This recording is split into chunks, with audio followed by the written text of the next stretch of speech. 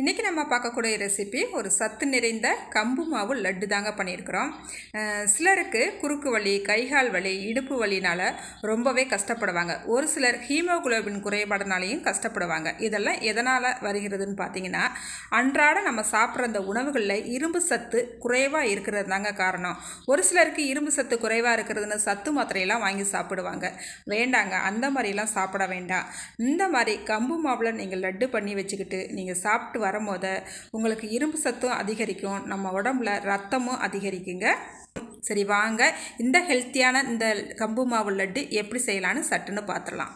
இப்போ ஒரு கடாய் அடுப்பில் வச்சுக்கிட்டு இதில் 2 கப்புக்கு கம்பு சேர்த்துக்கலாம். நல்லா வாசனை வர வரைக்கும் பொறுமையாக அடுப்பு சிம்மில் வச்சு இதை வறுத்துக்கலாங்க. அதுக்கப்புறமா 1 கப்புக்கு புழுங்கல் அரிசி சேர்த்துக்கலாம். இதையும் நல்லா வாசனை வந்து பொரிஞ்சு வர வரைக்கும் நல்லா வறுத்து எடுத்துக்கலாம். அதுக்கப்புறமா வறுத்த வேர்க்கடலையை 1 நிமிஷம் மட்டும் வறுத்துட்டு எடுத்துக்கலாம். இதுவும் 1 கப்பு தான் எடுத்துக்கிறேன். அதுக்கப்புறமா 1 கப்புக்கு பொரிகடலை சேர்த்துக்கலாம். இதையும் 1 செகண்ட் மட்டும் வறுத்துட்டு நம்ம எடுத்துக்கலாம்.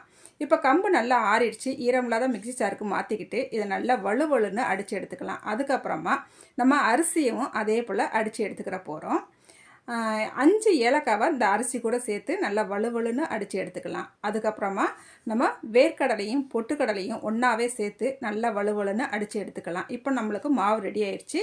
இப்போ ஒரு பாத்திரம் அடுப்பில் வச்சுக்கிட்டு 200 கிராமுக்கு நம்ம மண்டை வெல்லம் எடுத்துருக்குறோம். இதை சேர்த்துக்கலாம். 3/4 கப்புக்கு தண்ணி சேர்த்துட்டு இது நல்லா கரைஞ்சி வந்தால் போதும். பாகுப்பதம் தேவையில்லை. கரைஞ்சி வந்த பிறகு அடுப்பு ஆஃப் பண்ணிடலாம். இப்போ 2 சில அளவு தேங்காவை எடுத்துக்கிட்டு அதை நல்லா தேங்காய் பூவை அடித்து எடுத்துக்கிட்டேன். இப்போ அதையுமே அடுப்பில் ஒரு கடாயை வச்சுக்கிட்டு இந்த தேங்காய் பூவை நல்லா பொழுன்னு ஈரசத்து போகிற வரைக்கும் நல்லா வறுத்து எடுத்துக்கலாங்க.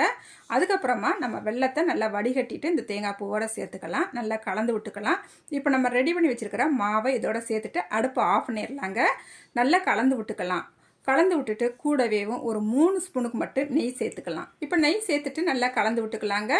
இப்போ ஒரு கைப்பிடி அளவு வேர்க்கடலையை நம்ம இதோட சேர்த்துக்கலாம். சேர்த்துட்டு நல்லா கலந்து விட்டுக்கலாம். இப்போ நம்ம லட்டுவாக பிடிச்சி எடுத்துக்கலாங்க. இந்த மாதிரி வேர்க்கடலை சேர்த்துட்டு நம்ம லட்டுவாக பிடிச்சி எடுக்கும் போது நம்மளுக்கு சாப்பிட்றதுக்கு ரொம்பவே டேஸ்ட்டாக இருக்கும். இந்த ஹெல்த்தியான லட்டை நீங்களும் இதே அளவுகளோட ட்ரை பண்ணி பாருங்கள். பாய்.